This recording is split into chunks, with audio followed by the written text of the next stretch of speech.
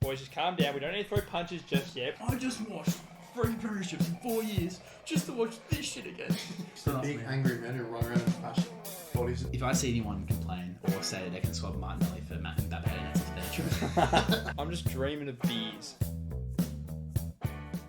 Hello, Gooners, and welcome back to another episode of the Uneducated Nuffies, episode 53. Hi, Gunners. Arsenal beat you once and this is how you act. I'm just unbelievable. speaking and preaching to our listeners. What? Because your dad goes for Arsenal. No, I don't want to talk about that. We'll talk about it later anyway. Boys, another week, another day in the books. What did we get up to on the weekend? I didn't get up much, but I had to go to Richmond a few times last week for work. And one of those days happened to coincide with Are You OK Day. Yes. So there was bake sale. It's not all nice thing, right? Why was it on 9/11? Yeah, I didn't notice that. Questionable. Questionable choices from that. I did get a text from my sister about Are You OK? I'm like, about what? Is it, are we not celebrating, We're checking in. remembrancing? Yeah. It's obviously supposed to be a certain time of each year. Not the greatest planning. Yeah, someone should have thought about Yeah, someone's getting fired from coming from There that. could be worse days to do it on. that. What day? I think Anzac Day Well, that might would be a just bit worse. Yeah, maybe. given it's Australia, yeah, but Yeah. oh well. Anyway, Nice one. also after that, going back on the train from Richmond, not fun. There was no. Oh no, was it on a Thursday or Friday? No, Friday night. Thursday. No, this was not. This was just peak hour. Yeah, okay. Because I say Friday there was sport in Melbourne, but What train line do you catch? yeah. I catch a train line that takes the Jollymont way. Should we just say what suburb No. you're in? Anyway, He lives in. move on. Okay. How are you, James? Oh, very good, thank you. Busy week, as you said. Getting about, and I was Saturday night, had a night in, and just watched the Premier League. So you watched the other teams play. After that, I wasn't ready to go to bed yet, and I thought I'd put on the Everton Villa game. Fell asleep. 0-0, boring. It's weird when you wake up and Alan Shearer is looking down at you on the massive TV I've got at home. So I wake up on the couch and go, oh, Good work, Alan. yelling at me in his Geordie accent. So that was an experience I set myself off to bed after that. Was this at 3 a.m.? Nah, a little bit earlier. It was half time of the game. I No. didn't realise how dead the game was, and I went to bed. Shock. It was awful. Well, you see, Aston Villa are the only team in the top 7 leagues in England not to have scored a goal. Impressive. It's like they're crap or something. Well, they're not supposed to be this crap. Not this crap. It's impressive either way. It is. Yeah. It is. Anyway, last one of us. What did you do? I had a good week actually. Again, was working on the AFLW. Went to Vic Park watch your mob play. Yep. Had a good win. We did. Very Finally. good win. Then I took the drive, the scenic route down to Frankston. No. Now that was an experience. Frankston's good, isn't it? That was an experience. It's a nice place. There's some nice, building nice stuff there. But the people on the other hand are questionable. We won't get into that. In reality, Frankston should be a nice place. It's by the beach. Yeah. So It was a beautiful day as well on Sunday, so it was nice sunny day. But that's not what I want to talk about. I had a 30th on Saturday night. old. So that's how I'm getting old. But when I was going into the week, what do you get someone for their 30th birthday? Because I was because normally for your 21st, you get you get obviously alcohol when people get younger. You get money. You get nice big gift from big groups. But for a 30th, it's almost around that age where it's weddings. But what do you buy people at 30th? Asking the wrong person here. I'm a lot closer to 20 than 30. Yeah, but so am I. We all are. Yeah. We all are. It's not like you just are. We all are. Yeah, well, yeah, again, I I'm was not the target audience. I was here. lucky that someone came in last minute and said we'll pitch him for a gift, but I was really stuck on what to get him. By the boundary umpire. There is a pig at full forward. You need to calm down. Go to Pines! Come on! I'm from Maui! Do a push-up with them on top of you, Jakey! Well. What a way to go out in the straight sets, Adelaide. First time in 45 years. 42. 42. And the first one in the AFL era. Yeah. So, That the minor premier has gone out in straight sets. Also, the first team to play 8 quarters of football and not winning a single quarter. That's impressively shit, that is. That is remarkable. Oh my I god. think Kane Corns had an absolute field day with this. See you having a go at the Crows. Oh yeah, He was having- apparently the Crows fan told him to stand up during the national anthem, calling him short. I thought it was hilarious. That's good chat. And then he starts giving it back to him. Well, it's fair enough. If you've got to give it, you got to take it. But he wanted none of it. Yeah, but Kane also has had a terrible year. No, he's had some good takes. No. Oh. No, he actually. He's had a really good year. I started admiring He Kane's went work. the 3 tolls in Adelaide wouldn't work in finals. What he was correct. He said Bomb wouldn't be back when the doggies were saying that. Got that correct. Said that Gold Coast were going to play finals this year. Got that correct. He gets a lot of stuff right. He also just gets a lot of stuff wrong. No, so that's He's you're very bound. opinionated. Once again, you're bound to get something right when you have 40 billion takes per week. Yeah. Well, his new take is a real sizzler hot take. Lockie Neal's not going to play in the grand final. Oh, that's crazy. It's a hot take.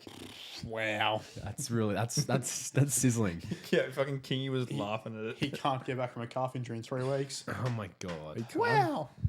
Anyway, Let's get back to the game because I didn't watch it, but I watched the highlights. Thanks, New Jack. thanks, mate. I was busy. Hawks. Pretty good. They're Pretty good, they're hey? Pretty good. That was their best game of the season. Best game of the season. It's the first time an 8th place team has made a prelim since 2015. Yeah, 10 years North were the last team to do it. Oh god. Yeah. But North for good. North Ball. Yeah, Wow. they turned out to be now. Oh, great. Anyway, yeah. No, Hawthorn played excellently. That first 3 minutes was a genuine tearing of a new one. Gunston, Watson, Amon. There's 2 goals in the first minute and a half. Yeah, and then First minute. and then it was only a minute later, and it was another one. It was 3 goals in the first 2 minutes of play, which is... Did Adelaide? I know Adelaide don't play a tagging style brand of football, but maybe you should try and stop Jai Newcomb. He's pretty good. A finals beast. He's figuring out that big body midfielder is that perfect finals midfielder. Yeah. Well, he's played 4 finals now in his career. 2 this year, 2 last year. Highest rated player in every single one of them. Yeah, Says a bit. ridiculous. does. It's ridiculous. Also, Josh Ward next to him, Yeah, he played very well. but it's actually showing some midfield depth for once Hawthorn. Well, that's And good because they're even- going to need it this week. And I'm gonna need it. Even Weddle, even though he didn't get a lot of the ball, when he got the ball, he was dangerous. Yeah, that's why he was the man to come back into the finals. That's the Hawthorn way, though. Once again, the Hawthorn played how they wanted to play. Adelaide had no response, and despite the concerns we had about the big 3 forwards, Barris, Battle, and Sicily handled up pretty well. Yeah, As Grimshaw was actually very good as well. Yeah. What he played they, well. they did it very well. Like, obviously, Adelaide. Look, that first quarter they weren't too bad. They brought it back to pretty much even. It was even at one stage. They got after the Hawks came out the blocks like that. Crows did kick the next 3, and looked to be an even game. But second quarter, no goals from the Crows really hurts, and even though the Hawks didn't really put them away, And they it sort of- set the second half up. Gunston was great. Like Oh my god! a lot of issues. Like I don't think Marquez was the right matchup to put on Gunston, especially since he likes to play a bit more of a roaming backman, and it showed because 8 scoring shots, 5 goals, 3. He's amazing. He's a freak. How do you just let him? How do they let 35-year-old him man. keep doing this? He's just that good. It's the Unk powers. All right, the Unk experience powers is coming through Yeah. because once again, Hawthorn's forward line outside of him is not very experienced. No, the smalls are all young, and Yeah, and Luke Bruce. Oh, well, Luke Bruce. that was a brutal way to end your career. yeah, legs completely other way. Well, at least they didn't make the grand final because you'd be a bit sad if they made that grand final in the VFL. They Yeah. lost to the doggies. Yeah. So now instead we get Taylor Duray gets to play in And Trelaw might win a premiership in some level finally. Oh god! Well, they're playing Southport. That'll be interesting. Goober. Against Goober. Goobs. And Dixon kicking 8 on the weekend. Oh.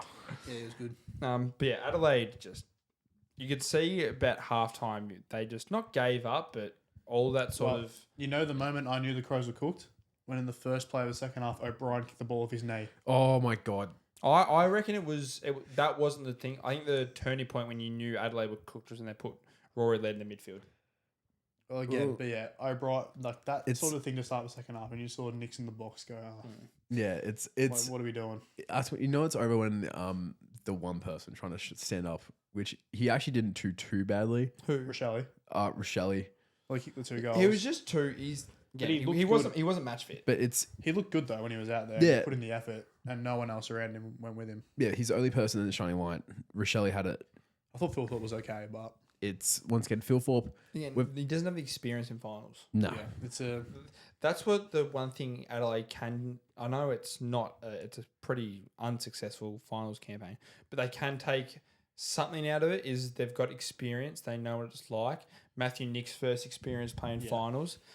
It's something they can. Like, I'd say this season is still a success. yeah, they went, definitely. 100%. they went from what was it? They finished 9th or 10th last year. No, way lower. 15. that was 15th. Was it 15th? They Yeah. finished, the year before they finished 9th. Yeah. Yeah. Went from 15th to 1st. It was who did that jump a couple years ago?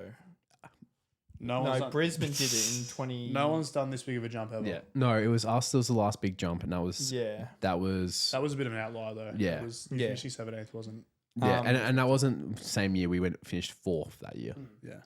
But I think there's a lot of good things that come out of Adelaide. Obviously, finals isn't what they wanted. I think they've found some real gems. I think going into next season, they need to try and target another midfielder. You can see one is if Dawson or Rankin doesn't play, or they're not firing, it's really thin. They need to get. I think they need to get mid like Michaelaney and who's the other one I was looking at? That'd be a really good midfielder. I can't remember, but they need to get more midfield depth. The one thing they need to do is just take this all in, because once again, Rankin was gone, as we said. Yep. Yes, you shouldn't rely on one player, but this is most of this team's like first real crack at finals. Yeah. It Like, was. Yeah. The first time since the power stands. Yeah, that was what we spoke about. Is Yeah. 8-year gap between finals. I think it was the 4 of the players that actually been there for the Crows in finals before. Yeah. It was a new experience for us, so many of them, and they're going to be better for it. Oh yeah, To jump as well as much as they did, as you said, it's already a successful season. In I think they'll play finals next year. It's just a they good will. experience, and I think they're gonna. I think they got to reassess the 3 tools. I don't think they need to. I think last year is Texas' last year if he goes again. Yeah. I think for sure he won't go And- past next year. Once again, this is for Fogarty's and Phil Thorpe's first time at finals. Yeah. You and Hawthorn did the exact same thing. They never end. yeah. So it's not like it's doesn't I work. think I got a It- 2. it- They had 1.5 at one stage once they subbed Yeah. out Lewis. Yeah, but it's only at the start of the game they had 3 lined up, and that Gunston isn't the tallest, but yeah, Yeah. um, Is Kalshadir back this week? he is back available. I'm playing for Lewis. I'm playing. Yeah, Lewis doesn't look good. He just hasn't. he needs a full off season to get fit. Yeah, and Deer has got the ability to break a game open if you can run and jump for him. I just think you take that risk with Deer after it happening 2 injuries happening so close to each other. Well, how about we have a discussion in the preview? Yes. Okay. Let's Get move to on. the other game. Let's go to The Q clash, The- pineapple grapple. Oh Pineapple God, grapple. why do they call it that? Boy, Don't worry boy. about it. The Q Clash Saturday night. I think I was the game I was most excited for. Turned into a Dead. blowout pretty quickly. So Well, it's experience versus youth at Correct. its finest. well, yeah. Brisbane have made finals. I think it's the 7th year in a row they made it. Obviously, we all know Gold Coast first ever final series as a club. First half was tight and competitive. The Suns kept with them for the first quarter and a half. Yeah, And it looks like it's going to be quite a good game. But a couple of goals for Brisbane late in the second quarter. That goal from Rayner from 80 metres out. Yeah. And then a few. Told late him ones. he was the man to watch that game for Brisbane. well, to be fair, it should have been a free kick. It should have been. It should have been. But then, yeah, in the second half, in the third quarter, Brisbane just took over. It was real, just that bit of the experience. Yeah. And they knew what to do. And fortunately for the Suns, that's where the road ends. But Yeah. Well, I think, again, Suns got to be very happy with what they got. yeah. I think Yeah. Hardwick came out saying in the press conference, they're a good team, they're not a great team. What I agree with. I think they're still... a couple of years away from being a real they're, top ladder. they're still young. They're lacking a bit of experience. Their experienced players actually I thought played okay. Rioli played well. Noble went okay. No, he didn't. No, he did He not. kept Kimber White in the full. He. There's a reason why. Once again, this is the reason why he didn't make it into the grand final. I saw him turned over at least. Well, at least Rioli was good. Rioli played well. Yeah. Not hard when you have it on the other side of the halfback flank. I think I would have liked to see Ben King. He needs to be further up the ground. I think he stays too deep too often. Well, he's too good of a talent to waste just in the forward 50. He's not a plugger. He is. That's his That's his whole bread and butter. He needs someone else to be able to go up the field and do that. He doesn't He's have that. athletic enough to go up the ground. Well, do you know who would be great? Do you know who would actually be a great partner for him? Yeah, Charlie. Yeah, Charlie Turner. because crazy thing, right? Charlie gets up the ground and Yes. then provides an option. Yeah. Yeah, well, I like the way Ben King plays. I just think you are right. He had to change something up because he started this game well. He took 2 goals early, took some big mark for the first goal, but then Harris Andrews was all over him for the rest of the game, worked him out. Harris is just He's amazing. A star. He's ridiculous. He's underrated, I think, somehow. Well, the No. fact that no one talks about him because he doesn't play for a Victorian Okay, team. all right. In that aspect, yeah. Look at it like this, right?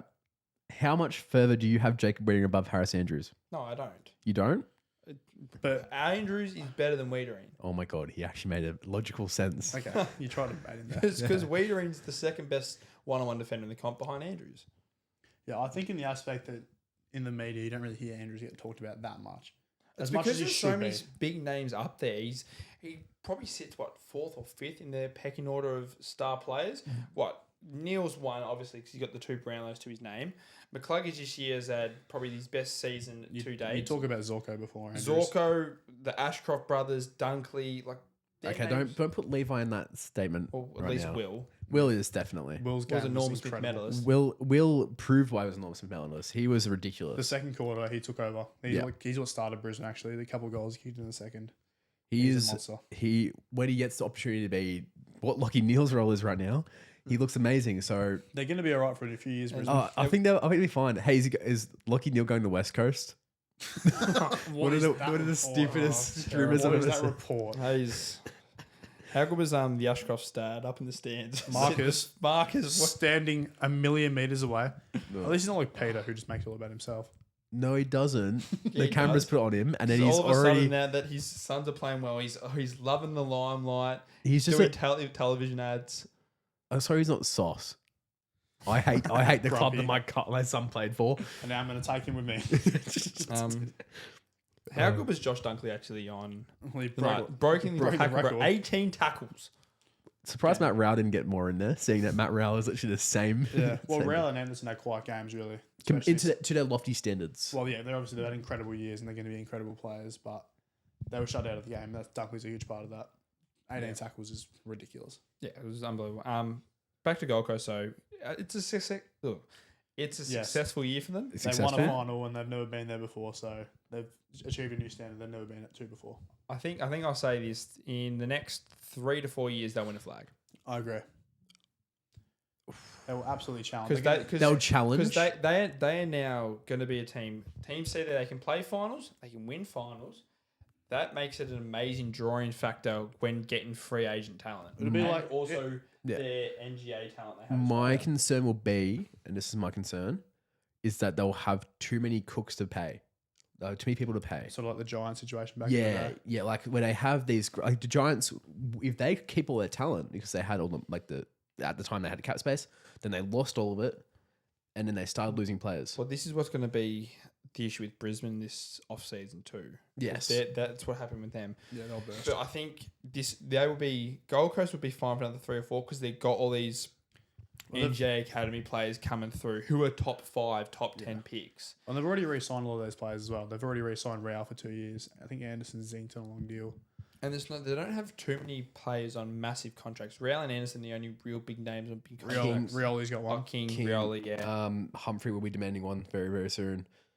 Yeah. So they'll probably lose. I think Flanders might be at the door Flanders from is hearing. linked to Victoria. Yeah, Carlton. Damien and does not want to St lose. Kilda. Yeah, probably. Shock. St Kilda's first actually for it. So Shock. 900 a year. quickly want to bring back to Brisbane. Yep. Once again, the first team to win a final. Since Richmond in 2020. Yeah. I alluded to that last week. Yeah. So that already goes out as a success for Brisbane because the recent former reigning premiers has been terrible. Yeah, they've broken the curse. Yeah. Nearly didn't, but then they had a No, 50 they point won win. one. Now we'll quickly touch on the Dom Chi medal. 2 more games this week. Don't know. Yeah, we've got a couple of good votes here. Who wants to start us off? I'll start us off. We'll go with the Friday night game. The Straight Sets Crows up against the Hollywood Hawks. We've given 1 vote to Josh Ward, 2 to the ageless Jack Gunston, and 3 will be leading it now, John Newcomb. Yep. Now up to the Q clash of the ages. That did not happen. 1 vote to Hugh McCluggage, 2 votes to Josh Dunkley, and 3 votes Will Ashcroft. The whole of Brisbane midfield getting votes. Incredible performance from him. Well, obviously looking at the prelim finals, we've got Hawthorn playing Geelong Friday night, and you have Collingwood playing Brisbane. I saw a stat today. If you look at the grand finals since 2000, one of these 4 teams have been in it 21 out of the last 25 times. Mm-hmm. You guys have dominated the last quarter of a century. Sorry, guys. Sorry. You guys are the least amount out of all of them too. Yeah, You've still grand been in finals. quite a But we've fair been in few. 12 prelims. I'm just talking about grand finals. Yeah, You've I still know. been in a fair few grand finals as well. Though. Yeah. Let's not forget Yeah, that. we definitely didn't do I'm anything trying against Brisbane a couple times. 2000 there was none. Yeah. 2005 and 6. 2002 and 3 was both Collingwood and Brisbane. Yeah, but no, I'm talking about the ones that neither of these 4 teams Oh. have been in. Yeah. There's 3. 2007 Geelong were in at 8. It was 2016 was the Bulldogs Sydney. 2017. 11. 17, 19, 2016, 17. 21, Melbourne Demons versus the 2019, 21. That's it. That's it. So it's 7. It's not 4. It's 7. That's ridiculous. That's still unbelievable. Sorry, guys. Sorry, we're Go away. Nah, I'm good. Give some to the rest of us. Nope. I don't like to share. All right, should we preview them? Let's do it. The MCG. Twice. Back. Oh, I'm horny. 3 games left, all at the G. And there's rivalries galore. Yeah, This is well, a- there's- There is no bad game. This is a Victorian and AFL broadcast wet dream. This is not like last year. well, last year, it was all interstate grand Oh, final. interstate. Yeah. Boo. No good. We'll start Friday. The Cats play the Hawks. Classic modern day rivalry that. They hate each other. It's going to be Can it curse? epic. It should be. This will be the interesting one out of the 2. Yeah. I think this is the exciting one everyone's excited for because They're Geelong- both excited, but They are both, but this one's the top. Geelong have been so good so far this year, but they haven't played a really hot team in the last 8 weeks, 9 weeks. Yeah. Hawks are rampaging at the last minute. Oh, They've got some good form right at the end. they're hitting their straps. Like The- there was talks like they might miss out in finals, and there was that game against you guys where they knocked you off. Yeah. When they've just gone, they Yeah. hit form at the right time. Mm-hmm. They're going well. And saying that, the Cats were amazing 2 weeks ago against Brisbane. The way they played. Dominant. I think the Cats are going to be the benchmark. Well, they are. going They're- forward- They are the The benchmark. Cats are currently the premiership favourites in most people's books. So they are the benchmark. Remember, these 2 sides played Easter Monday, obviously, Yep. earlier this year. That was a great game. 7 points. So much of that game's taken to this one. Cats professionally set up, Yeah. team defense, up against the Hawks, who, when they're up and about, they fly the ball up the field. It's going to be really interesting to see how Geelong handle a fast team. Because Brisbane can play fast, but they shut it down very quickly. It's more the Lions ball movement that makes them fast. This is Yeah. Hawks pure leg This- speed off the half back. They are just physical specimens, Hawthorn. Yeah, I think it's going to be very interesting because experience is going to come in factor here. Chris Scott has played in so many finals compared to Mitchell as a coach. Yeah. I think what we'll see early on straight away, knowing the way Geelong play, Oyson will go straight to Newcombe. Yeah. If they don't do it, they did it against McCluggage, and I think McCluggage is the better talent than Newcombe. Oyson can run with Newcombe. It's a straight. It would be the right option. Given Newcomb's finals record now has got a benchmark and it's set and it's out there, Mullen will be going straight to him. Also look for O'Connor. I think we'll go to Amon or Impey Yeah. as a defensive forward. Yeah. He did the opposite way around in the qualifying final on Rayner, but Hawthorn are going to have some drive off there. O'Connor's been played as a tagger. He'll go one to one of them too, I reckon. Most likely, yeah. I'm excited to see who's going to step up for Hawthorn if Newcombe is taken out of the game. Well, we saw it in Ward against Adelaide. He Ward's can not- do it. he's not a He's takeover guy, he's though. not a takeover guy. Yeah. Who's going to be? Is it going to be? Is Weddle going to get more minutes in the midfield? Is it going to be Wiz. D'Ambrosio, Wiz, I think Ginnivan possibly? once again, this is me going to Hawthorn's bag of tricks. They love the halfback flank. That's where they reset and they go. So Impey and Amon. Impey and Amon. Both of them, once again, key factors in White v Adelaide. They just both had solid games. Yeah. They've been great all year. Great all year. If Amon's not tagged, he will have a monster game.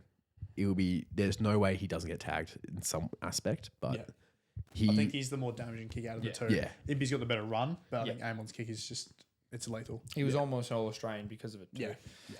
You look at the forward line for Geelong. Shannon Neal and Jez have been so good. Probably the best combination forward all year, you would almost say. The way Best that they've- two-man combo. two-man combo. Yeah, that's what I mean. Sorry, apologies. But they're going to come up against Barris and Battle, and that is It's a good That matchup. is just... It's a great matchup. Who takes who? I'm putting... I think I'm going to put Battle on Jez, I think. Just for Jez's work rate up the ground. Barris to take Shannon in like the more physical strength battle. Down further deep It's going to be a great battle. And then down the other end of the ground, obviously we've seen how good Gunston's going to be. Is it going to be... Are we going to see Stewart take him, or are we going to see someone else try and I think we O'Sullivan. have Stewart be sort of a roaming... I think you'll see the coning goes on either whoever's the tallest player. Chol Or Lewis Dia, Deer, whoever's in Yeah. there. And then you'll have O'Connor, if he does play down back, might take on a taller option, seeing you can play that taller option. Even what about Jack Henry going on one of them? Could also be the case. Yeah. There's plenty of options, but I think O'Sullivan would probably be the best option 101 because he can run. He's still young, so he can still run. But he's also good in a one-on-one situation. So Stewart will take a small and just look to roll off and intercept. yeah. He'll probably go on a McDonald or something. That's what you want from Stewart too, though, because he's so good at No, that. that's where he was so elite in the first final. He was the master behind everything that was setting up. But you do. Great. Thanks, Jude. I love that. Let's keep going though. The one issue though is Tom Stewart's then intercept and plays on the small. Yeah. The one thing you want to worry about is Hawthorn's small forwards. Well, if one gets off the chain, then they're Right. going to have a good time. McDonald would be probably the most likely like because he's a taller small forward, and he plays more in the forward 50 where he doesn't get up forward as much. Yeah. Because I feel like you can't stop all three of their small forwards. It's not... One will have a day. One will have a day. If it's Wiz, if it's Ginnivan, or one more blank in the other one. Connor McDonald. No, Dylan Moore. that's it. Moore plays more midfield up there. I think Moore will have to play more midfield. He will, but I think they'll try... He's still dangerous when he gets forward. Oh, for sure. Oh, he's underrated as. This will be a great game. Let's have a look at our players to watch. I think we did it last week. I like the idea of it. Let's start with Geelong. Who's your player to watch for Geelong? My player to watch for Geelong is Sean Manor. We saw it against Brisbane when he got in and under. He was just so lethal. Him and Grime Myers had a great connection as well. Both of them doing the same small forward craft. And once again, Manor, I guess he has for the second half of the season, is so good at relieving Bailey Smith, Max Holmes, Myers, Mullen when he'll have a breakdown from the midfield because he just gets in and under. And in a game against Hawthorn, where in and under is a lot more achievable, that could be pretty much a break open. Yeah, good call. For Geelong, I've gone Ollie Dempsey. You had him too, didn't you? Yep. Yeah, nice. Yeah, we'll do it together as we're doing it. I've gone Dempsey because of the way he pushes forward. He's one of the best attacking wingers in the AFL. He's so good in the air. I think the wingers, the way they match up, the wingers that Hawthorn have, he's going to have a favourable matchup. Pushing forward on like a D'Ambrosio or a Jath or whoever's out there. In the air, he's going to be too strong for both of them. And I think, nice. Fuck up, Jude. I think he's going to have a very favourable matchup, and I think there's a good chance he gets forward and kicks at least a couple of goals. Yeah, I'm with you. I think Dempsey, he's shown this season, it's probably been breakout season. He's... Barely a breakout. His breakout was last year. He was right. Yeah, at the but start This is last him year. consolidating. Yeah, but he was on border of All-Australian this year. He's proven he's elite. He's proven how good he is. His run is awesome. When he gets forward, he hits scoreboard press. What we always love scoreboard press. I think he's gonna be a danger man because I think the matchup, if it is D'Ambrosio, that's a very big mismatch because Well, that's two attacking wingers going. I don't think D'Ambrosio has the pace to go. I think it has to be CJ. If it's the But two. the problem is He's CJ's been been playing- so bad. He's been playing sub as yeah, well. So no, bad, but CJ. it's the reason why is only because his physical matches up more with Dempsey. It would be a risk you take putting him in, or you had to put in someone like Ginnivan, and Ginnivan is not going to be able to take on Dempsey. No. Yeah. So It'll be very interesting. Now let's go to the Hawks. We'll start with you, Jim, for Hawks. Who have you Yep. got? I've got Josh Battle to play. I want to see if what he can do against Jazz because I think he will take Jazz. They've released sort of how good Josh Battle's been on these gun forwards all year. I've got him to. I just want to see how he goes against obviously Jazz, the standout forward in the AFL. So his defensive work, his intercept work, just his craft all around. I want to see how good of a job he does and how much he'll put on the way to Hawks winning the game. Yeah, I've got Blake Hardwick. I think his last two finals so far, he's been superb. He was the reason I reckon they beat GWS, his work rate down back against Adelaide was unbelievable, and the fact that he's versatile. If it's not working, he can go forward. We've seen him kick goals going forward. He can move if need to be, if they need to make a quick switch. I think he's such a versatile player, and the work rate he does down back is so well, and especially against the Geelong small forwards who have been pretty good this year. You do have Stengel. He was an All-Australian last season. Graham Myers when he goes forward. I think if you can hinder those two when it gets to ground, the work rate he does there, it's going to be a long way to go, and if Hawks are going to win. I was going to say as well, if I nearly had him for it because I thought if Tom Stewart's going to be up by himself and say Cal Shadir is not working or someone else isn't working the forward line, you move Harwick up and make Tom Stewart think. But my person for this one is Sam Butler. He's been good. Being good recently, and the main thing will be he will have to swing into the middle more often if Newcomb gets tagged because he is more like Newcomb than anyone else in that team. His tackle pressure's been great in the last few weeks. He's kicking goals. And once again, Geelong's midfield, yes, it's not bad. It's not as deep as probably what you think. And if someone like that is coming through and able to put on that Newcomb pressure as well, I wouldn't be surprised seeing them get a bit more open with Newcomb and getting more movement forward. Yeah. Okay. Good call. Do we want to predict the result of this game? Predictions. I'll be there working. I can't wait. Boundary side's setting for this. 95,000. I'm so excited. But I'm probably going to go. I think Geelong are just too good to experience. I think their form this year has shown how good they are. I've got Geelong by 14. Well, I'm going to go Geelong. I did predict them at the start of the year to win the flag, so I'm not going to go against my prediction now. I think Hawthorn have struggled to beat them in the last few years, ever since they've been coming up. We said at the start of the year, actually, the test if Hawthorn are real, see if they beat Geelong. So what a time to prove it. But I think the Cats, the finals experience, the bigger bodies, they're ready for it. I think they're going to win by 2 goals. I just think Geelong will get over it in that forward line battle. I think Hawthorn have got a lot of, how do I put it, nicer draws for their forward line. This one's a full test. And I don't think they'll be scoring as high as freely and as highly as they want to. And Geelong, once again, so experienced. This is their stage. This is their favourite time of the year. So many times. And against one of their favourite opponents to play, they'll want to be there to win. So I'm going to say by goal. It's going to be great. It'll be a close game. Rivalries in this time of the year is incredible to watch. It makes watching football so much better. Yeah. That's why I got excited almost 2 years when Carlton made a grand final against Collingwood. Almost. And you flopped. Talking about that year, the grand final, we had that, and we've got this in the prelim this week. It's Brisbane are coming down to the MCG to take on the Pies. The Pies obviously had the bye. My Nuffy radio scarf. Oh, no. The Pies had the week off for winning that qualifying final. Brisbane had to do it the hard way, going home really against Gold Coast. But this game, Saturday twilight too. Yeah, it's a good time. They do that for the prelims on Saturdays. Done it for the last few years. I like it. It's sort of test to see if it's worth doing a twilight grand final. That's why they do it. Yeah, it's a tester. Yeah.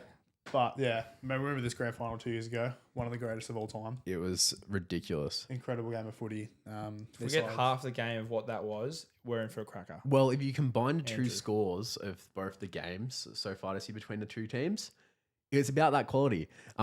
It's both the games so far leading into this have been one-sided blowouts. So yeah. But you got them at the Gabba and then they got you at the MCG. Yeah, the MCG one was closer in the contest until the third quarter. You smashed them at the Gabba. Yeah, we smacked them silly. The third quarter we were still into it, and then Brisbane ran away. So once again, this is going to be a all-time classic. Yeah, well, I think it's good that the Pies, they got the week off. Obviously, having the older experience with the aging bodies. Also, Jeremy Howe is back. He's back. Yep. That's going to be huge because he was have to play him. Didn't play against Brisbane last time when you lost him in round 21. And that was a game where your defence got heavily exposed. Logan Morris kicked 6. Bunch of other forwards. If we have him back there, it'll be so much easier. Well, that's where the game's going to be won. We saw when your defence stepped up in that Adelaide game, when you had the Moors and the Quaynors doing what they did.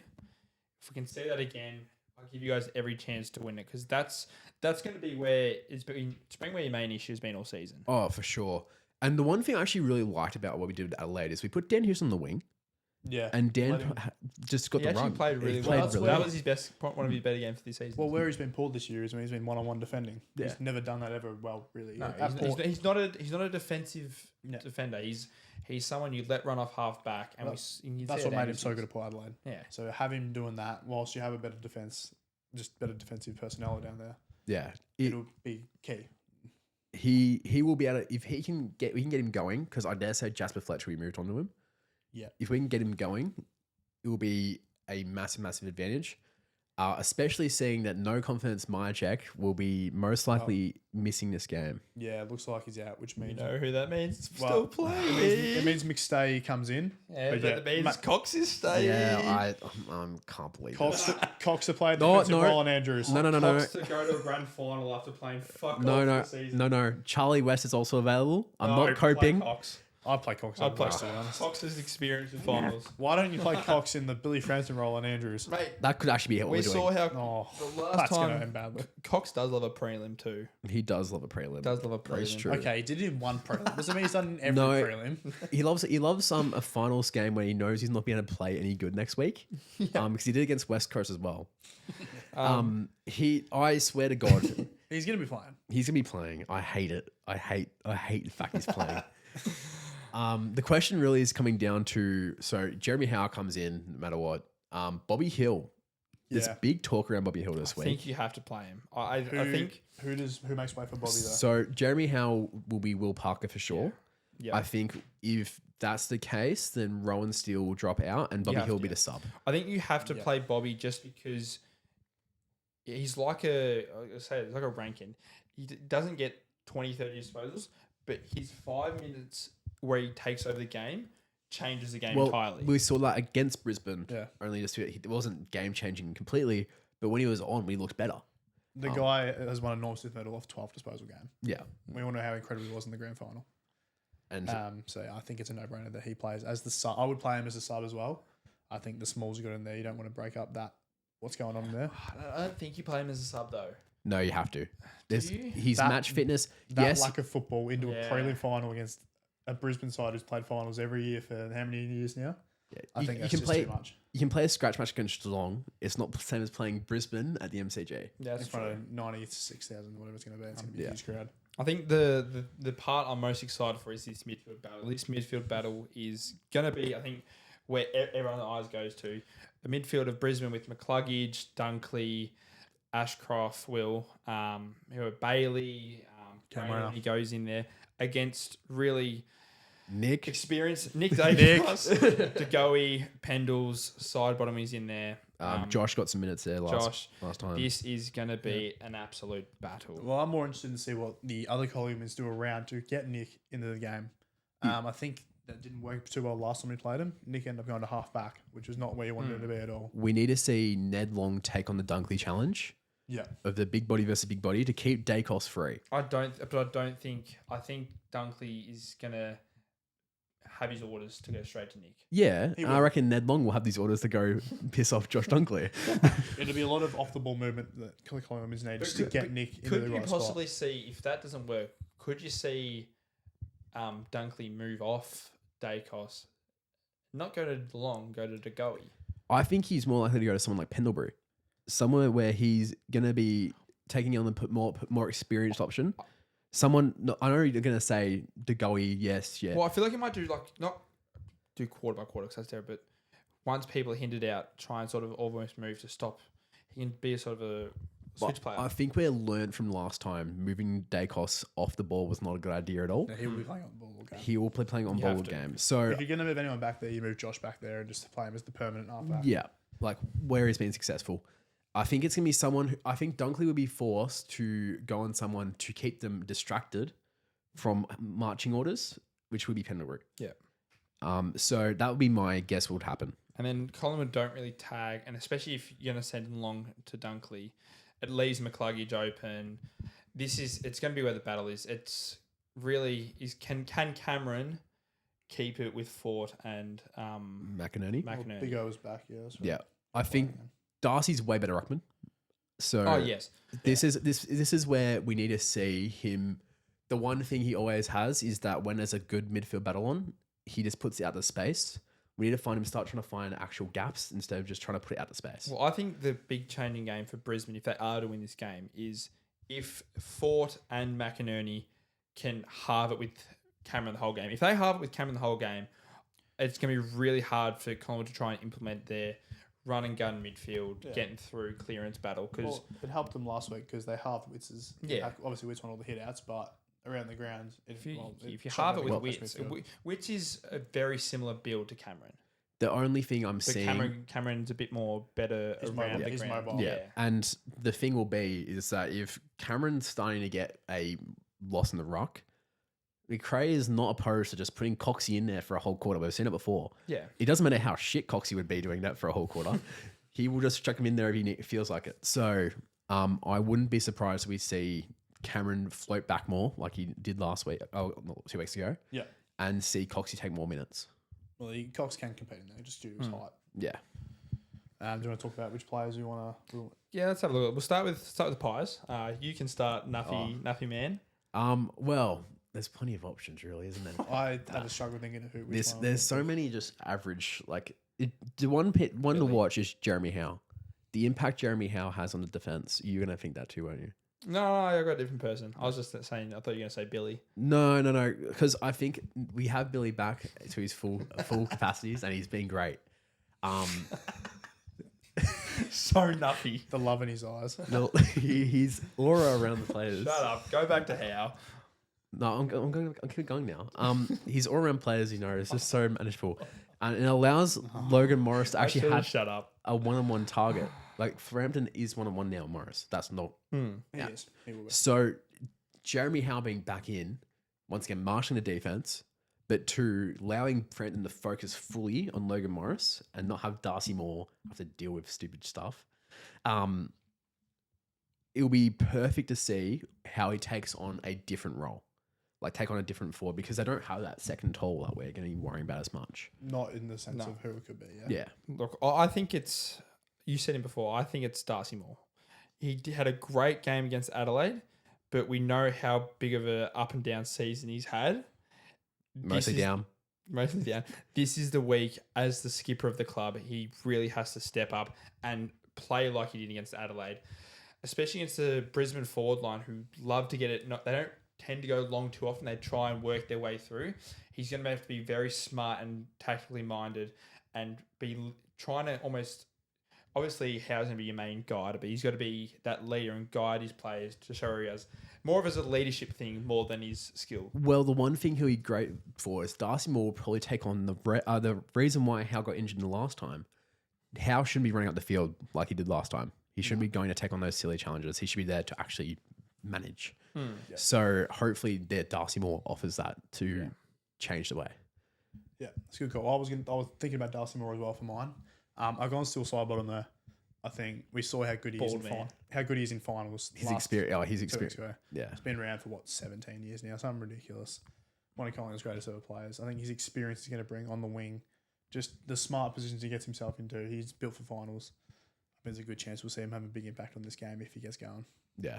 Now the Lions, let's go to them. I'll start off with the Lions, and I've gone with them the last 2 games. I'm going with them again. It's Cam Rayner. Can you get someone new, please? No, It's because so obvious. it's so. If you want me to go a less obvious one, then would you prefer that? No, keep going. I'm on, not Cam Rayner. Rayner because against Gold Coast, he had that spurt 5-10 minutes where he broke up the game. He's gonna be the one person. If Brisbane are to win, he's gonna have that moment of brilliance for 5-10 minutes where he's just gonna break open the game, especially if Collingwood aren't defensively stood by that point. Good. I've got Kyle Oman. New haircut, by the way. Shaved it all off. New look for him. He's built for finals, in my opinion. Last year we saw in the final series how good he was. Kicked 4 on grand final day. He's been out of form this whole year and has come back in and kicked five goals in 2 games. Yeah, ridiculous. Just he's built for the stage. He loves it. He's a big game player. I think there's a good chance he'll relish in the occasion of playing against the Pies in the MCG and kick a few more goals. I've gone Dane Zorko. He's going to have probably the task at the start with Bo McCreary, because Bo will be playing higher up the field, and that's a hard task for anyone because of the physical toll it takes. Yeah, Bo's really a new girl. Yeah. As well, Zorko hasn't had his best time kicking against us. And that's where Dane Zorko gets his best. That was how good he was. He was really good last week because of his kicks. His Yeah. kicks were hitting. So if we see the Zorko we saw 2023, where he shit the bed, not going to happen. It's not going to work for Brisbane. What we want to see from him is his genuine focus and him taking on, instead of taking on the, oh crap, McCreery's over there, just run off. Because if we overcommit, he's off. Yeah. If he gets in the right spot and gets that kick he wants into the middle and breaks the game open, he's going to be a weapon going forward for Brisbane. Now, one more thing before we move on.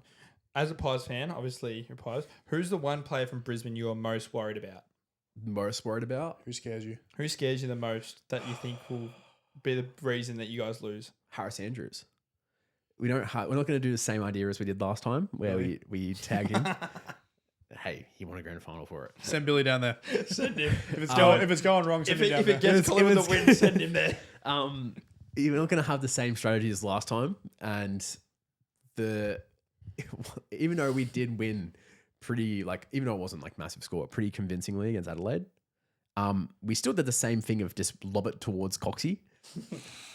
We can't do that when bread and butter. It's Harris Andrews' favorite thing on earth. It's Harris Andrews, not Mark Kane. Yeah. So I'm concerned that Harris Andrews is going to break what Darcy Moore did only a couple of weeks back and get the intercept mark record. Yeah.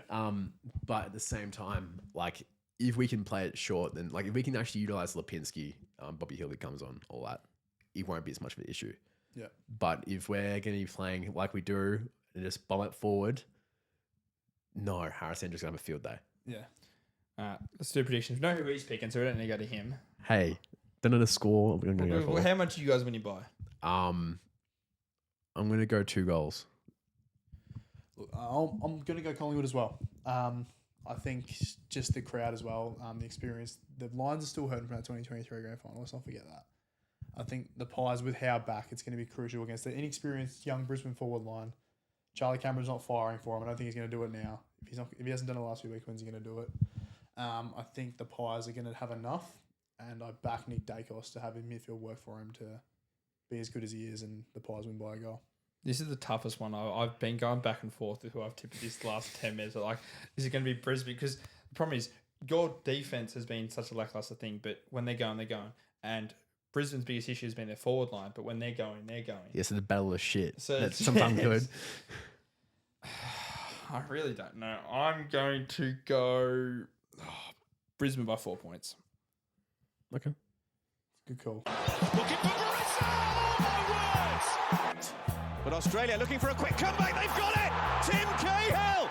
Astonishing! No help whatsoever. Matthew Leckie! What a goal.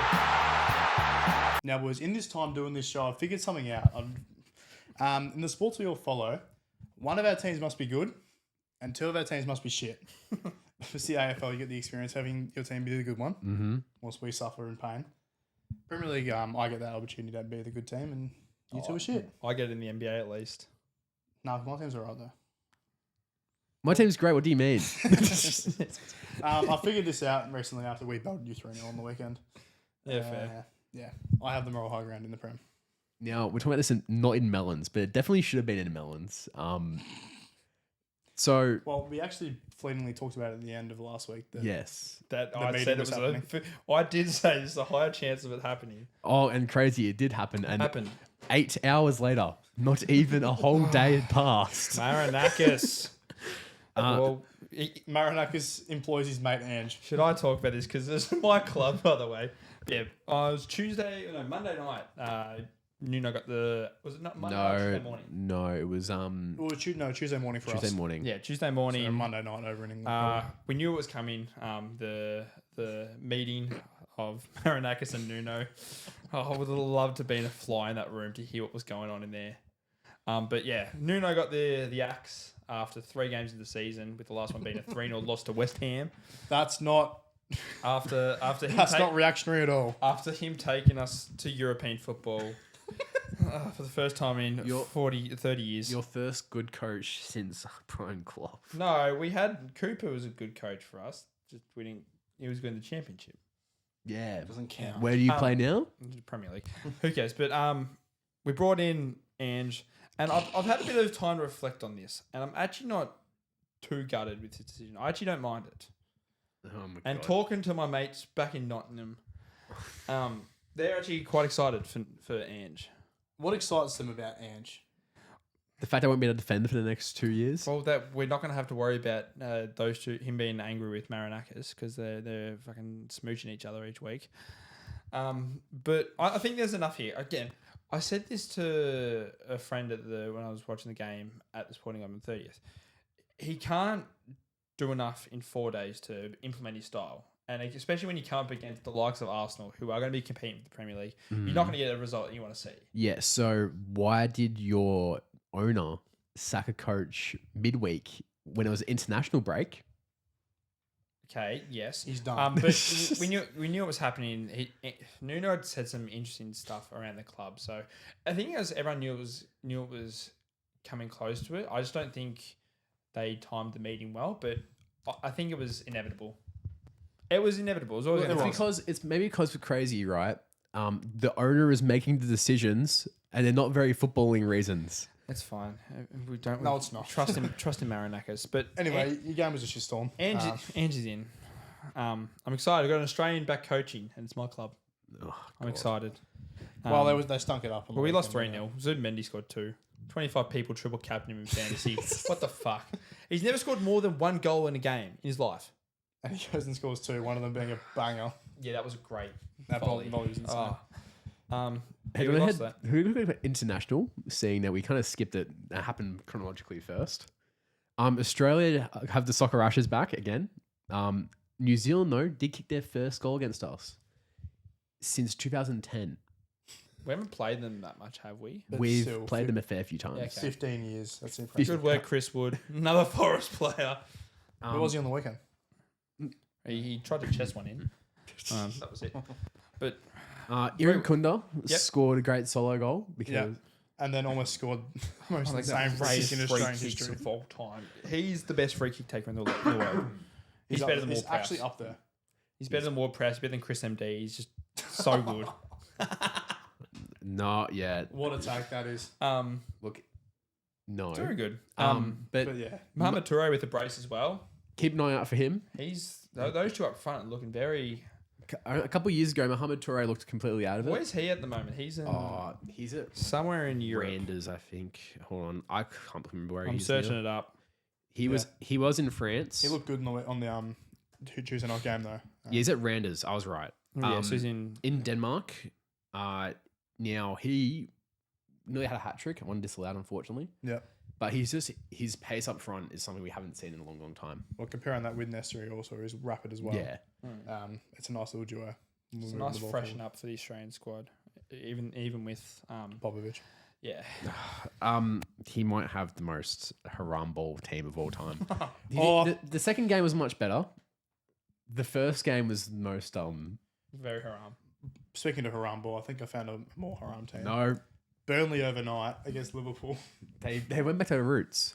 It's real 2016 Burnley like. Should have won. Got a point. Sorry. Yeah. And then they screwed Hannibal, ex-Man United player, screwed it. Shock. I'm a bit worried. We're playing Burnley this week, so this should be interesting. You're playing against Anderson will love that. Let's talk about your mob as well. Amram, 3-0. you bought a goalkeeper and you left Bayindir in. Meanwhile, Onana's getting man of the match in his game in Turkey. And Hoyland's kicking goals in his debut in Italy. Rashford's getting GA. Oh. And McTominay's killing it again at Napoli. Stupid Bayindir. Not stupid At club. least one player had a shit day. The former United player. Yeah, he Lesbian man. Okay, can't say that. You're playing Garnacho next week. Oh, imagine Garnacho scores a winner against you guys. I swear I might throw something in my TV if that happens. Harry Maguire still has no composure. He went back to peak Luke 2022. Shaw looked great for you guys. Why are we still playing him centre back? Why do you exist? Oh. Why is Bruno not playing out of position? Because They played him out of position. They played him as an 8. he is an Sorry, eight. no. They played him as a CDM for bits. That's the worst part. You know what? It's even funnier that Ugarte was involved in our third goal being bad. You can't. Sesko Zoid knocking up top as well. Oh, it's like because he has his teammates around him aren't doing anything either. Yeah, every other striker scores. No, not at the club. Well, let's quickly touch on home before we finish up on soccer. Melbourne Victory made some nice signings actually in the last week. Yes, Matthew Grimaldi they've picked up from Western United. Great signing. He was their left back or right back. He was one of their fullbacks. He's one of their fullbacks. Good sign to get for them. Most likely will be playing, I think, left back. I believe. Yeah. He's a good get because he was pretty good for Western United. But I think the one everyone's excited for, at least Victory fans can be excited for, is it is almost. I don't think it's pen to paper yet, but it's basically happening. It's basically happening. Juan Mata is leaving Western Sydney to come to Melbourne. Hold that, Wanderers. Bit of change in scenery going from Western Sydney to Melbourne. He's gonna have much better time now. Look, be honest, he didn't do much at Western Sydney. No. So not happy. Could have used it on a little bit younger player, but if he's half the talent of what Nani was, it could be okay. Yeah, but Nani didn't try and then got injured. Yeah. So Well, it's good for Victory because Victory did lose a few players over the off-season. It's a big name draw. well, as well. Bruno's officially retired. Yep, he's playing NPL. Well, now. like from A-League stuff. Avondale. Yeah. So he's left at that, and he's now a coach at the club or in a role at the club. But it's very much reminiscing week because Besart Barisha and Mitch Langerak are now the head coach and assistant coach of our academy teams. Yes. Oh god! Did you see also Lakeside Stadium, the NPL won They the had NPL so final? many flares. Oh, I saw our mate Adam Pulombi was there. He was getting flares thrown at him. I was like in the hot seat. It was because it was Heidelberg beat Dandenong. I think so. Yeah. Heidelberg's good, aren't they? Well, they were about to win a double. They might get the license that Western United have at this point. would be not shocked if they do because they've got the players. It's in the realm They've of shown that possibility. they can compete with these A-League teams, even though they won't try. It's good to see them win.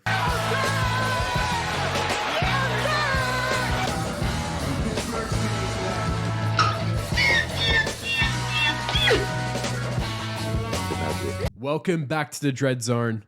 It is NFL Week 2, College Football Week 3. Yep. And wow, we've had some stinkers. I don't care. We're 2-0. I love my team. You don't deserve to be 2-0 at all. We just beat the Saints. How did Green Bay go? You won. You beat Washington. Washington Commanders. Pretty good It was a team. good win. Jordan Love actually had a really good game. Yeah. I know what's going on. You're 2-0. That's all you need to know. Unreal. Anyway, we've got some great people who had definitely great games over the week. Starting off with a repeat offender already. Tua turned the ball over. Tua just does. He may be the worst quarterback in the league. He's gone from being one of the most efficient quarterbacks in the league to then having a year of being shit to now being the worst quarterback I've seen in my life. When you're having Tyreek Hill just crash out mid-game multiple times because Tua can't hit a 10-meter pass and throws about 20 meters over his head, turns the ball over twice. Yep. The more pressing one was the fact that we was 27-30. We could have still come back and won. And then Tua proceeds to completely miss a wide open target, overthrows it. He was so open. He's in the clear. You lost to the Patriots too. Yeah, we suck. Tua, do you know Tua has none of his blind side? So half his O-line are backups right now. God. This Dolphins team is something. We're definitely going to win one game. The Bears, the Chicago Bears. Now last week we didn't get to talk about them. They Great game they were in. great game. They forgot how to defend in the final They quarter. did. And JJ McCarthy went from being one of the worst looking QBs I've seen ever He to was becoming like him. Prime Brady. Yeah. This week it was a bit different. They were playing the Lions. Ben Johnson, their new head coach's old team, where he's defensive coordinator. And the Lions really screwed them up. 30-point win. Yeah. They need to come back after their performance last week, the Lions too. Yeah. And they scored a touchdown right at the end, being 4th and goal. Now, Ben Johnson obviously knows this. And so the journalists were asking, oh, do you think it's a bit of disrespect from the Lions? Ben Johnson then crashes the fuck out and says, this is how they are. This is how they act. It's 4th and goal. What do you expect them to do? This is how they've always done it. Like full on just crashing out. I love American sports journalists. What that happens in the world there. But yeah, the Bears got screwed up. The Steelers to keep on the This theme. is one of the Once again, could have been a melon.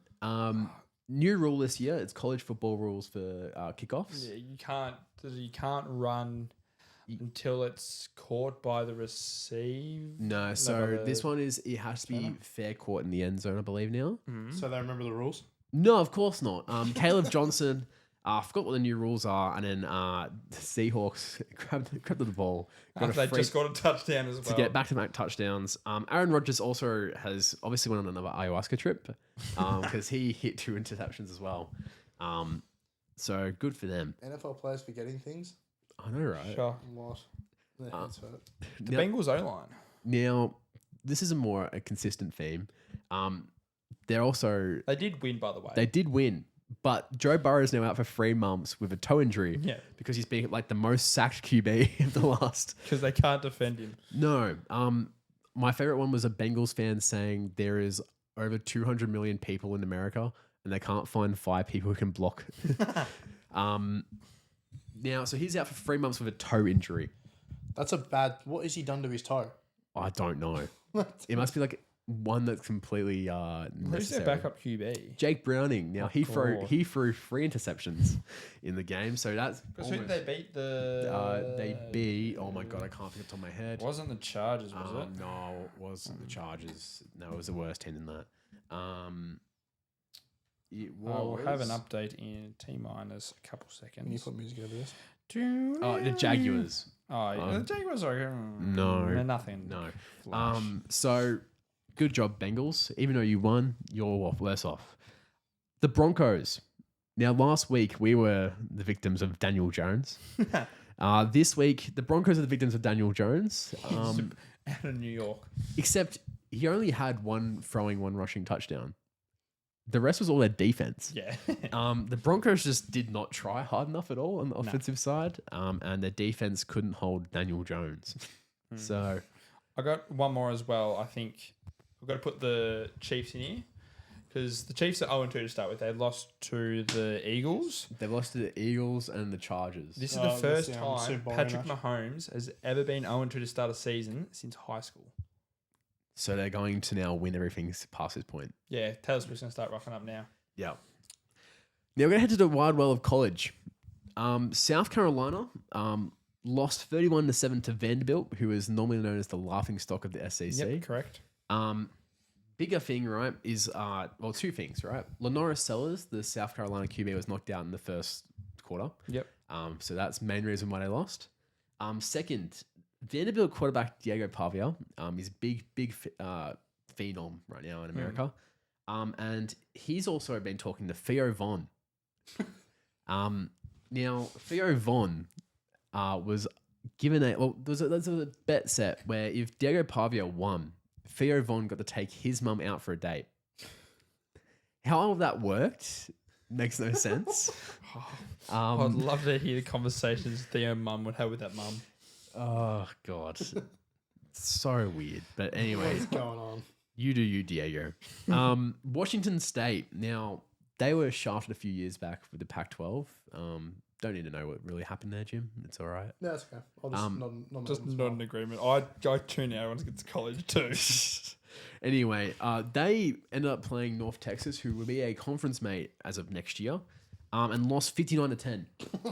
Good defeat. Good scoreboard, that. Now, the next ones are both funny for different reasons. Virginia Tech and UCLA, they had the same outcome. Virginia Tech have sacked their coach after an 0-3 start. They also got blown out by Old Dominion, who is college. It's a college. Sounds like an English university. I think it was an English university when they had settlements. They are way lower than Virginia Tech. Virginia Tech is a blue blood of college football. Not BYU. I'm seeing our team when me and Jim sports BYU. No, I don't support BYU. Now, I don't play. I'm really no, they've won. They're undefeated right now. 2-0. Go BYU. No, I can't say that. Anyway, so they sacked their coach. Let me just remember. I think it's like Brian. I don't know. I can't remember. Boring. Anyway, They had the same outcome as UCLA, who lost to, I think it was Las Vegas. Are you still good at football, or is it just basketball? Just basketball. Yeah, I thought so. Used to be football, not anymore. Yeah. So they're 0-3 after losing to Las Vegas. They also paid Las Vegas $1.3 million to play. This is Barcelona like levels. They also spent $400K on getting their quarterback in, who has had more turnovers than he has touchdowns. Right. And they've both now sacked their coach 3 games into a season, Fair enough. which now means that any of their players can now transfer universities mid-year. There's a rule. that work? So there's a rule in NCAA because the players were brought in by that coach. If they don't want to be there, by the mid-season point, America is so stupid. they can leave. Sounds great. Stupid yank. Absolute. Oh my God. Absolute carnage. Willie, what are you doing? Drink her own urine and lick the floor. Why on earth are you brawling in the streets before the game even starts? So you're Somehow not number one. You're just massive. welcome to Bald Melon of the Week. Just because I'm feeling bald, I wanted to bring bald people into this. Many respect bald You people. actually have the more. most hair you have normally right now. Yeah, it's getting a haircut tomorrow. It's gone. It's too long. Melon of the Week, we're back here. You know the drill. We know what we do. You know the rules. Oh, God. Who starts off? I'll go. Into the world of cricket. Sort of floating in between cricket season for us in Australia at the moment. India and Pakistan are playing cricket. They're playing in the Asia Cup, one of the biggest tournaments outside of the World Yep. Cup. Cricket. So they played the game. It was 2020, I believe. Now, India won the game. Pretty comfortably. It was by 7 wickets.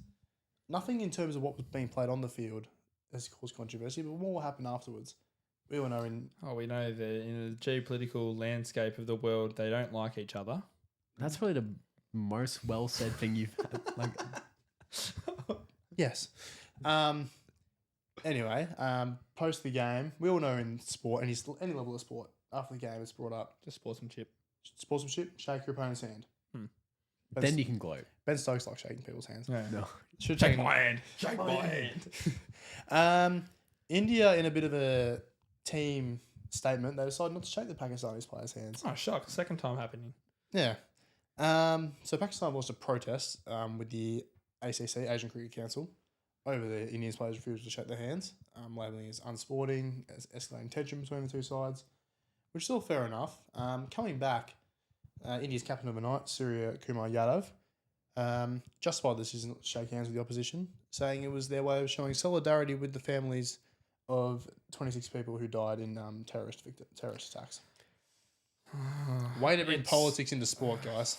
Good work. The whole point is you're supposed to separate them. And you know what's going to happen too. Nothing's going to happen because the BCC, is that what they're called? BCCI. BCCI owns pretty much the Asian Cricket Board, so they they're going to do. Yeah, they won't do nothing's gonna anything. happen. They're just a bunch of sooks, India. That Not great. No. We all know you want to separate the two things. In Where's it sports being and played at? politics. Is it I'm not sure where it's being played. I've just noticed it on the news, Okay. and I thought it had to be in the melons as well. Good. Good melon? Who wants to go next? I'll go on next. We'll move across the world instead, over across to the US. USA. Now, US is known for its movies with Hollywood, isn't it? Well, what about one in New York? There's a lot of movies in New York. What about one about tennis?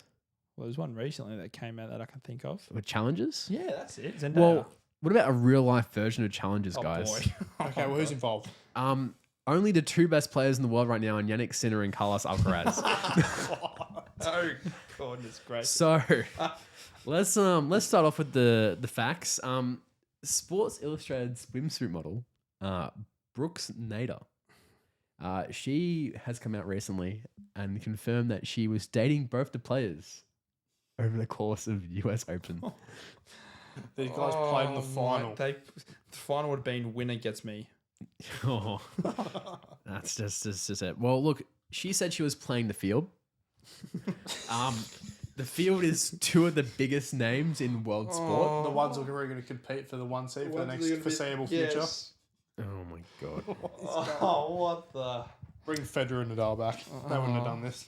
Now, I'm going to continue with Brooks Nader real quick. She also had another big statement, right? Oh, God. So she said that, also her sister said, all right, this is Grace Ann Nader said, she was seeing men from every field and court, but not the NBA kind. What's that supposed to mean? What's that supposed to be talking about? We know what they're elaborating to there. Anyway, Comment on it. No. so Carlos Alcaraz ended up winning the US Open. Now, So he wins. He wins. He gets a. But it's confirmed it wasn't like it's going to be a long-term thing between both of them. Unfortunately, Brooks has said that she will not be dating any of them long-term, most likely. I couldn't. Plot twist. She goes for Medvedev. No, no one would do that. But why Carlos and Yannick? Have you not thought, hey, maybe I should ask her who else she's seeing in the next week? Oh, I can't believe she kept that good of a secret. That's impressive. It's pretty. Oh, I bet you they both knew. Imagine they. Oh They no, I'm just not going to both say knew that. The tension in a final, that was the case. Okay, if no, it's we're challenges not like- doing that. We're moving on from that. But Brooks Nader, Carlos Alcaraz, and Yannick Sinner, you're all big melons. Nah. Yeah. We're going to head over to Europe now because we love European football. We touched on it. This time it's Victor Boniface. If you don't know who he was the backup striker to Patrick Schick at Bayer Leverkusen last year. Was also the top scorer a few years back. Top as well. scorer a few years back. Obviously, Eric Ten Hag took over Bayer Leverkusen, sort of tried to push him out. He was rumoured with Saudi Arabia. He said no, I believe. So he got loaned out to Werner Bremen. Werder Bremen. Werder Bremen. Who were German team. Another Bundesliga club, yeah. Yeah. So he's still happy he's not in Saudi Arabia. He's in Germany. And this is shown in his Instagram posts. And some of these captions, just listen to these captions and Think about it. think about them. There's a lot of thinking here. So his first one he posted here is, life is like a shoe. You cannot drink a cow because the earth is a carrot. Think about it. Victor, I'm thinking about it. I'm not sure what to think about. Now his next post. Now you buy your phone and data. Same way now you buy your camera and ring light. Anything you like make you talk. Same way now buy my PC. So this night you know the vibe already. And my favourite one, because this doesn't make no, that's not the one. Where is it? There's one that was really funny. This is still a good one enough anyway. Anybody weigh me 1K today, leave your December expenses for me. Nah, me go handle them. What? Victor, what He's is this? speaking in Roadman. Why are you talking about carrots and cow's milk? How do you combine them in the same sentence? He's done a pretty good job, Done actually. very well. Just That's just like generating words off the word generator. That's going on ChatGPT and said, "Can you please write something an insane man would say?" Victor, you're a melon for that. That is very melon. That's what Ten Hag does to a man. God, I wonder if United are all screwed. Move on. I'm going to stick in the world of European football. Our favourite football journalist, newsbreaker. Least favourite, actually. Yeah, that's why I said it. That's why he said favorite. Ah, It was sarcastic. words. Yeah. Fabrizio Romano, very well known across the. He had a beef with Victor Boniface over this. Yeah, he did. We're going to stick on his beef, actually. We all know Fabrizio is the guy who ruins all the transfer news with all the here we goes that he produces throughout the summer. I think the lack of sleep he probably gets and the tiredness has caused some of his reactions on Instagram lately. Also his ego. And his ego. That as well. He's actually gotten a few wrong this whole season, as we've seen. A lot of here we goes proven wrong. Even the players that were involved in the post saying, "Nah, not me." It's caused some crash outs on the comments, trying to defend himself, losing it at everyone. Something about mentioning a blue tick, I think, was in there as well. Yeah. I don't see you have a blue tick. That's definitely something he said. Just the attitude and the behaviour. He's had a bit of a stinker of a summer. He's a bit of a suki la. So, big sook. So Fabrizio gets in the melons. Sweet. You're right there. Anyway, let's move on now to a very serious situation going on in the AFL trade period that's going to be coming up ahead. Involving a team that is still playing and one of our teams. Not mine, though. Not mine either. Zach Merritt. Now, he has officially had enough of losing and he wants out. Yeah. This has caused maybe the biggest drama we've ever seen in a long, long time. I thought Yeah. Petrarca Probably was since the bad drug last sucker year. for Essendon and... Yeah. Well, it doesn't feel like a very AFL thing to happen. It feels more like an NBA, Yeah. European football sort of situation. So let's go through what we know, right? So Zach obviously has said in the past he wants to win. And he feels a little bit betrayed by Essendon that they haven't gone out and tried to win. Instead, they've gone younger and they're going to be further off, right? So he did his due diligence and he went out to Hawthorn. He had a date. Had a date with Sam Mitchell. Sam Mitchell probably should have had more to focus on, seeing he's still playing finals, but had a date and said, basically, I want to move to Hawthorn, right? Yep. Essendon players feel betrayed because their club captain's going out and shopping. This is much like the West Coast situation at the start of the year, except West Coast are shit. Yeah. So this then led to nearly every single Essendon player getting involved in some form of way, including Pidge being doorstopped at a marathon. Yeah. Redmond went straight to AFL media, Cal Toomey. Nick Martin spoke to the Age. Tom Morris was the person who broke the story, I believe. Yeah. Yeah. Well, we also had Brad Scott go straight on 360, and then the president, Craig Bozzo, went straight onto radio the next day. Because there's also, if I'm correct as well, there's words now as well that Merritt is potentially not going to show up to the best and fairest as well. That he's most likely going to win. Yeah, he's most likely going to be there. Also, if he is to return, the CEO wants him to strip the captaincy. So That's fair. No, I think it's fair. That's totally fair. That means that Pidge is your captain. Oh. Look, yeah. I think, as an Essendon fan in this whole situation, I'm very torn because I understand Zach Merritt wanting success. He deserves it almost more than any other player in the AFL, I believe. With the crap, he's up there. Think about it, he's played for 11, 12 seasons. There's now. 3 names, I think, up there. He's one of them. Cripps, Cripps definitely one of them. Well, he's either going West Coast or Carlton. I think he's going to be further away if he goes to West Coast. He might He's going to be go further away. Freo. Either one. Look, yeah, on back on the Merritt, like he's played for, I think it's 12 seasons now. He's played 251 out of possible 266 games. He's been there. He's been easily the best player for most of that time. 5 BNFs, going to win his 6 this year. So completely understand from his case in point of wanting to get success. The way it's gone about, It's very messy. not very good. Now I get it. You've got 2 years in your contract, and if you're that desperate, you have to make it really crap. Because there's no, as Essendon have said repeatedly over the last week, there's no way he's going to be on the trade table. With this deal, it's a contract. Like contracts in life. Essendon have the bargaining tool here. Yeah, we have it here. It is going to get to a situation where it's going to get too messy, and I think he will leave. Completely accepting of that. I'd be going, give me Weddle, give me Day. Yeah, we have the leverage. Not going to do that. Look, we do have the leverage in this situation, Yeah. and that's right. So whether a deal gets done or not, who knows? You'll be able to get a good player out of Hawthorn, at least one. Yeah, we're not going to get peanuts for him. It's going to be a lot of, at least a couple of picks as well. So, but I agree. Like the whole situation is very messy. I haven't been thinking about it at all. Not at all. No, I've been completely fine with it. He's been sleeping very normally. Only a day after my favourite player went to free agency, so that's good. Yeah, big week for Essendon. Big week. Yeah, I've had a week. Ridley, Draper, and I think- Merritt. I don't think Ridley will leave, to be honest. Ridley's going to be definitely held to his contract. Ridley- But he's Ridley's longer than Merritt. He's got he's got four 5. 4 years. So yeah, it is an absolute situation. It's a saga. I don't personally mind the way that some of the players have come out and spoke, because at the end of the day, I want people, as a fan, I want people who are behind the club. Well, the most level-headed one was Pidge, saying, look, I understand completely, but he's at a club. He's going to have to stay. Which, actually, most level-headed thing I've seen him do on the football field as well. So He's a good speaker. Yeah. He's good in leadership in that case. Look, yeah, at the end of the day, I'm happy that some of the players actually have stood up and said what they've said. I mean, you've got to be careful what you say in the media nowadays. The dumbest one in this situation is Jake Stringer. Getting Can I point that out? involved. He's just salty he got booed out of the club. But Al Stringer. look, it's been a week. It's been a saga. It's going to be big news in the off-season. So For sure. the way the saga's gone, from everyone's point of case, is a melon. Yeah, but it's not number 1.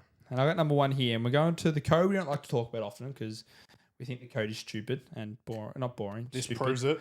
NRL, they had their week 1 of finals just happening. Obviously, our team, the Storm, got through. They won. Nice. Go Storm.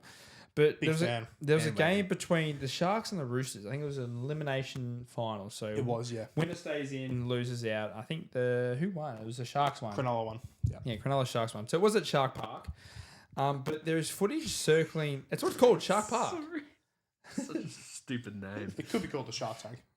No, they call it Shark Park. And then this happened on the Shark Park Hill. Oh my God. We know what hills are like. But there has been footage circling around, and the police have also launched an investigation into a brawl between spectators at Saturday night's game. Sounds like a Carlton game. So already. the police have confirmed the brawl involved up to 10 people. No arrest has been made, but the footage is pretty bad. There is some footage. There's haymakers going left and right. There was one that was just absolute coward punch. Yeah, I think it was the Roosters fan. You just see him just like, Yeah, he runs up, winds it up, and absolutely clocks one in the back of the head. it was. Given the stereotype around the NRL, not good. Not a good look. Not at all. It's really like there's a lot of there's not CTE in the fans, but I think there's just a couple that may have got CTE from the punches. It just looks like it's bourbon-filled rage. They're not bright humans. No, not at all. is a nice way to put it. That's the way we're going to put it. But to the Cronulla Sharks and Sydney Roosters fans for causing a brawl in the stands because your team lost/won, you guys are melon of the week. Fair enough. I wonder how Can we make every melon of the week now want something to do with NRL just to prove our hate? Yeah. No, but then there'll be a podcast that will start up called I Hate the Uneducated Nuffies. And then they only do They can't spell that much words. Well, there's a couple of funny fans to I watch. hate. That'll be it. There's some funny NRL fans just to watch their social media pages. It's good laugh. Oh, Patrick Gillespie's about Yeah, it. that's who we're thinking. He was not coping after Roosters losing. He's not coping at all. In a bad mood. Oh, great. Anyway, that's the end of the pod. Another long one. Very long one. God. It's a good time of year for sport. There's lots to talk about. so Lots to talk about. There's only like free sports going on. So good. But we have so much content. Again, I'll be there Friday night. You'll be there Saturday night. Saturday, touch wood. hopefully. Hopefully. Do you want to talk about where we're filming in the next week? Yes. We did mention it last week I did mention, I slightly. think it was 2 weeks ago. Due to pre-existing commitments of myself working at the Brownlow, we're going to be filming it in my apartment room at Crown. Great. Not in the Pokies room because I didn't get in trouble Could for that. we get a feature at Crown? We'll be going to the Pokies afterwards and we'll don't try say and that. just I never do that. We will never do that. try and slap. But we're doing it at Crown Metropole. Yeah, Yep. that'll be fun. Be good. Go for a swim afterwards. Where? There's a pool at Crown. I know there is. Not That gonna- would be the dirtiest pool of all time. I'm going to go for a swim. No. No, I don't. But yeah, no, it'll be good. We're doing it from a new room. Hopefully, with me being absolute belligerent. Well, you're going to be either happiest man alive or most miserable man on I earth. think there'll be a very sudden change in my mood. It'll be a good experience. This is the second time we're venturing out of the podcast room. Yeah, into a different apartment / hotel room. Every time. There's a trend happening on. Yeah. We've got a lot of week on footy on this week, and then we've got Brownlow, and then we've got the big dance. The big dance. Dance. Big I can't wait preview. for the big Big dance. preview to come I'm up so there. excited to work it. I like to dance. No, I don't. So you're a non-dance. Yeah, I'm a non-dancer. I'm with you. Let's wrap it up. We're done. I'm Ethan Stone. I'm James Isles. I'm Jonty Barrow. Staying up.